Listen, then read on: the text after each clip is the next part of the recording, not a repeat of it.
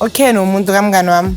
Okay. We've been in a relationship from 2017. 2017. Hayi, so long term was. Yes, and then mina noGwen we met 2019. From then oGwen mina naye besama bestie. Okay. Until ngimtholalele nomuntu wami. Hayibo. Uthi wena uKenny noGwen beseba together that time. Aloka kudlela kanjalo. Yes. Hayibo. Abathola boyithu engubeni. Ngafika ngaphula amawindow. Because of ngithi manginokha azange bafuna ukuvula umnyango. Abantu bebanekele empedeni. Wena uzifunela uKenny ngoba ufuna uKenny or ufuna uKenny wena ngoba ufuna ukubonisa uGwen ukuthi ubani. Ngiyamfuna ngokuthi naye uyangifuna. Siyafunana mina naye. Manje wena ubona kanjani ukuthi uKenny uyakufuna?